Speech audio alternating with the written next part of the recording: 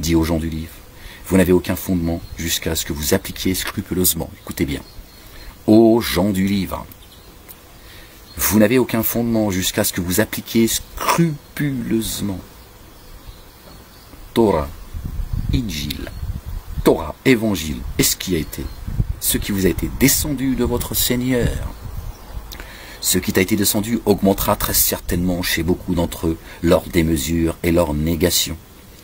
Ne t'afflige donc pas au sujet de la junte mécréante. D'accord? Vous avez entendu le verset 68 de la sourate 5, ce qu'elle dit. Subhanallah al-Azim. Dieu parle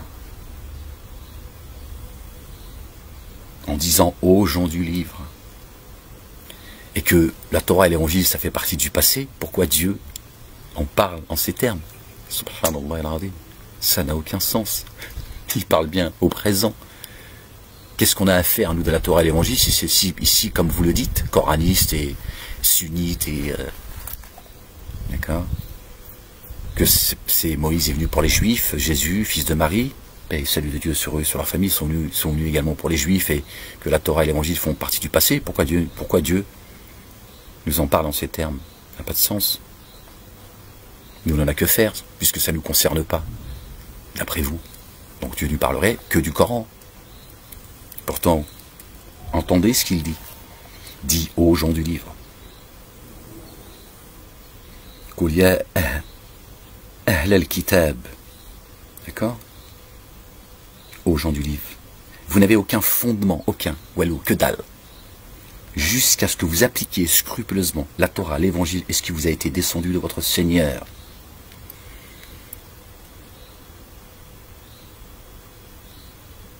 D'accord? Si ça s'adressait à eux, aux gens de la Torah, qu'est-ce qui leur est descendu en dehors de la Torah? Si ça s'adresse aux gens de l'Évangile, qu'est-ce qui est descendu après l'Évangile, après eux? Donc là, Dieu lit les 3 livres descendus.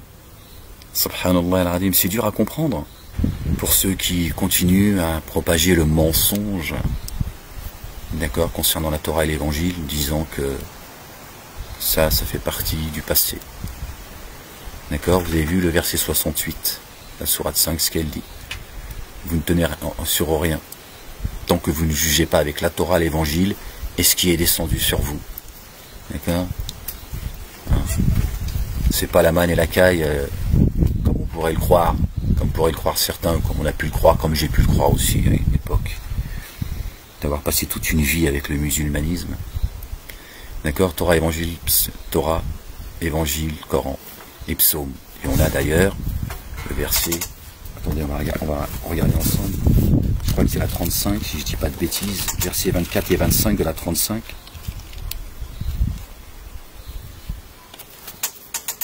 A'udhu billahi minash shaytanir rajim, bismillahir rahmanir karim.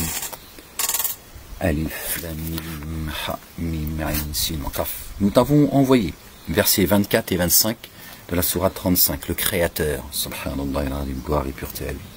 Nous t'avons envoyé en toute vérité et bon droit, comme annonciateur de bonnes nouvelles et comme avertisseur. Il n'est pas une nation qui n'ait déjà eu un avertisseur. S'ils te traitent de menteurs, ceux qui étaient avant eux ont bien traité de menteurs leurs messagers, qui leur apportaient les preuves évidentes. Le livre éclairant et les psaumes. Les psaumes et le livre éclairant. Donc, question que j'avais posée déjà à une époque, j'ai demandé où sont les psaumes écrits en arabe dans les mosquées. D'accord? Dieu dit. S'ils te traitent de menteurs, c'est que ceux qui étaient avant eux ont bien traité de menteurs leurs messagers qui leur apportaient les preuves évidentes. Les psaumes et les livres éclairants. Et comment sait-on que Mohammed, selon vous, aurait dû venir avec lui aussi les psaumes? Dieu dit, concernant ses messagers, sa sunna est immuable également, comme sa sunna tout court en réalité. D'accord? Donc Dieu est dit, pour vulgariser, Dieu est dit, tous mes messagers, d'accord, sont venus avec les mêmes commandements et les mêmes livres.